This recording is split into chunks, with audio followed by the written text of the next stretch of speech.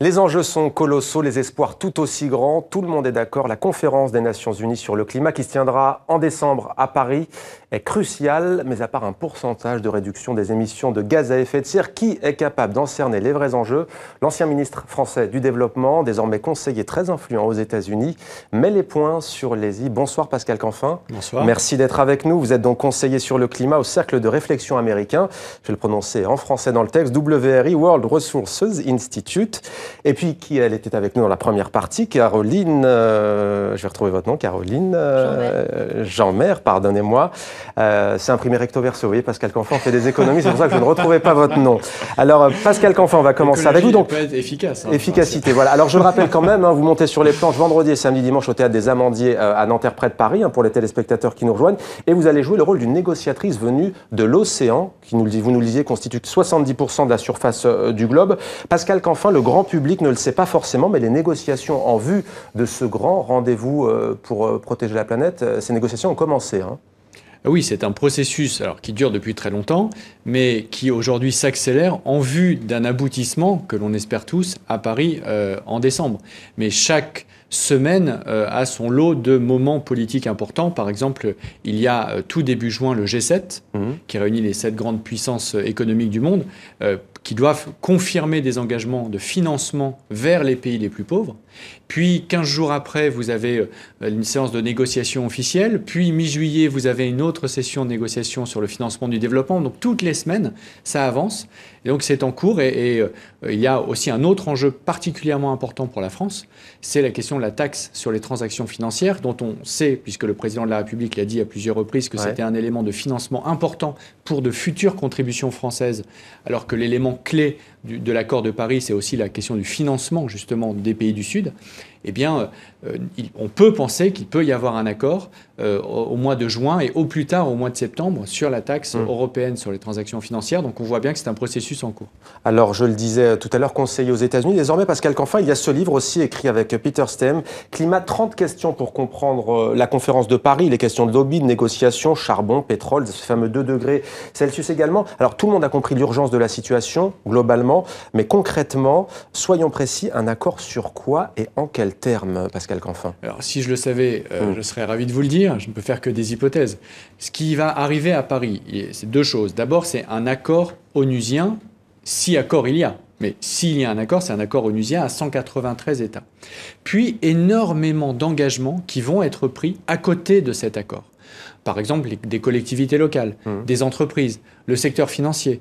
S'il y a des engagements sur le prix du carbone, par exemple, dans le monde, ça ne sera pas à 196 États. Malheureusement, ce sera 20, 30, 40 États qui formeront un club qui diront « nous, on est prêts à aller plus loin ». Donc quand on évaluera Paris, quand les journalistes évalueront Paris, les ONG évalueront Paris, il faudra regarder l'accord et puis toute une série d'engagements qui formeront au total le pacte de Paris pour le climat.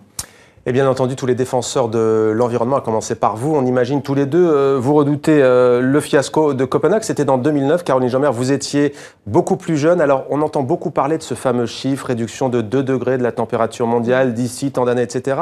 Vous qui êtes une étudiante sensibilisée au sujet, puisque vous présidez l'association Sciences Po Environnement, est-ce que c'est à travers ce prisme que vous voyez l'urgence de la situation ? Alors l'urgence de la situation est quand même bien mesurée avec les 2 degrés puisque on peut quand même évaluer le nombre d'émissions dont on a besoin pour atteindre ces 2 degrés. Et par exemple, il faut qu'on réduise de 40 à 70% nos émissions. Donc malgré tout, c'est quand même une bonne manière de mesurer les choses. Mais l'engagement des États devrait aller bien au-delà de ces 2 degrés et engager une procédure de décarbonisation qui engloberait bien d'autres domaines comme l'agriculture, le transport, l'alimentation.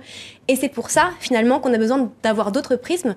Et comme l'a dit Pascal Canfin, des prismes d'ONG, des prismes de business, des prismes de scientifiques. Et c'est justement ce qu'on veut représenter dans la simulation de négociation. Avoir plusieurs intérêts qui s'équilibrent et qui finalement arrivent à un accord innovant et qui dépasse simplement des chiffres. Pascal Canfin, une réaction justement à cette initiative ? Moi, je pense que c'est extraordinairement important que la COP21, donc cet accord, ne soit pas simplement un enjeu de spécialistes et de négociateurs, de diplomates, mais bien un enjeu de société. Parce qu'au fond, de quoi on parle? On parle bien de nos modes de production, de nos modes de consommation et de la vie, et parfois même de la survie dans certains cas de figure, de l'être humain au XXIe siècle. Et donc chacun doit se mobiliser. Et les enjeux de mobilisation citoyenne qu'on évoque dans le livre sont fondamentaux. Et notamment, s'il y a une partie de la société qui doit se mobiliser encore plus que les autres, c'est justement la jeunesse. Parce que c'est bien de son sort qu'il s'agit. Vous faites 12 propositions dans ce livre pour cette conférence. La première, c'est d'adopter un objectif de 0 émission d'ici la fin du siècle, d'ici 80 ans. Où en est cette transition énergétique ? En l'occurrence, ce n'est pas moi qui fais cette proposition, c'est la déclinaison logique de ce que les scientifiques disent quand on parle du monde à 2 degrés. Les fameux 2 degrés, c'est quoi? C'est la température moyenne de la Terre. Et les scientifiques nous disent, si on dépasse ce seuil, eh bien, au-delà, c'est ce qu'ils appellent un point de non-retour. Bon, et je pense qu'il faut écouter quand la communauté scientifique dit qu'au-delà d'un certain seuil, c'est un point de non-retour.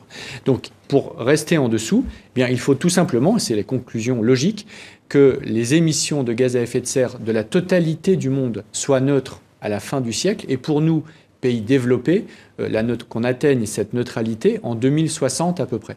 Et c'est pour ça, par exemple, que la semaine dernière, l'engagement commun du président de la République, François Hollande, et d'Angela Merkel, à dire « nous nous inscrivons, nous, la France et l'Allemagne, dans cette perspective de décarbonation à long terme de notre économie », pour arriver à la neutralité carbone, c'est absolument fondamental parce que ça envoie un signal à l'ensemble des décideurs économiques, des décideurs financiers pour aller dans cette direction. Vous parlez de l'Allemagne et de la France. Est-ce qu'il y a, Pascal Canfin, un pays modèle qui pourrait servir de modèle justement dans le monde? Alors dans le livre, on analyse justement le Japon, les États-Unis, la Chine, la France, l'Allemagne et bien d'autres pays. Il n'y a aujourd'hui aucun pays dont on peut dire qu'il est exemplaire. C'est-à-dire qu'aucun pays aujourd'hui ne répond aux conditions qui font qu'il respecterait dans 20, 30, 40 ans les 2 degrés. En revanche, il y a des pays qui commencent à prendre la direction pour de vrai. Y compris d'ailleurs les États-Unis, la Chine, on apprend grâce à vous. Mais vous savez, en Chine, il y a aujourd'hui ce qu'on appelle l'airpocalypse. L'airpocalypse, c'est quoi? C'est une qualité de l'air tellement dégradée dans les villes qu'on ne voit plus le soleil quand on est à Pékin. Il a beau faire beau sur le plan de la météo, sur le plan de la réalité vécue, eh bien, c'est un ciel gris, une chape de plomb permanente avec des problèmes de santé catastrophiques. Résultat, la Chine, alors que, grosso modo, avant Copenhague, ce n'était pas franchement son problème, aujourd'hui, elle est en train d'agir pour de vrai, parce que la première cause de mécontentement de la population en Chine, ce n'est pas la corruption, ce n'est pas les questions sociales, ce sont les questions environnementales. C'est devenu un enjeu de société majeur. Un seul exemple, il y a une vidéo qui a été faite par une journaliste il y a quelques semaines, qui a été téléchargée en quelques jours 200 millions de fois sur l'Internet chinois. Imaginez qu'en France, 60 millions d'habitants à peu près, en quelques jours, il y ait 15 millions de téléchargements équivalents d'une. On voit bien que ce sera un phénomène de société majeur. C'est en train de se passer en Chine. Caroline Jeanmer, vous avez en face de vous un ancien ministre du Développement. Peut-être une question à Pascal Canfin? Alors, une question à Pascal Canfin. Ce serait comment vous verriez une société des nations, c'est-à-dire une sorte peut-être qu'on pourrait créer un organisme à l'intérieur de l'ONU qui serait capable d'être beaucoup plus puissant que ce qui existe déjà pour l'environnement, un peu comme l'Organisation mondiale pour la santé, mais pour l'environnement. Et moi, je prendrais un autre exemple que l'OMS, l'Organisation mondiale de la santé, c'est l'Organisation mondiale du commerce, tout simplement. Voilà, c'est-à-dire que ce qu'il faudrait faire, c'est faire pour le climat ce qu'on a fait pour le libre-échange. C'est-à-dire avoir une instance devant laquelle les États pourraient dire tel État ne respecte pas les engagements qu'il a pris à Paris, à Copenhague ou ailleurs.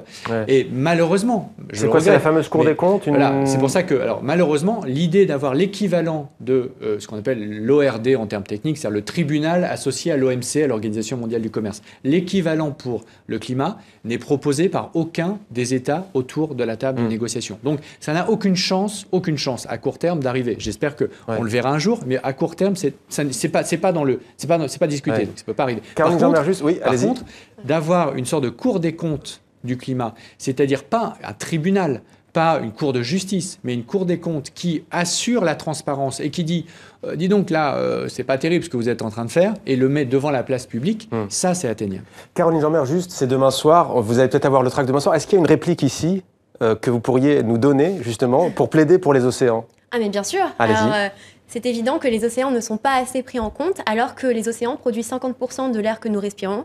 Et est-ce qu'on imagine vivre avec un poumon en moins, ou même avec un autre poumon en moins si les forêts continuent à subir la déforestation? Eh bien non. Et justement, c'est pour ça qu'il faut agir pour sauvegarder l'océan, qui est vital, et en plus, qui peut nous permettre de contenir le réchauffement climatique. Le théâtre des négociations, c'est donc demain, vendredi, samedi et dimanche à Nanterre, près de Paris, au théâtre des Amandiers. Merci à vous, Caroline Jeanmaire, d'être venue sur le plateau de 64 minutes sur TV5 Monde.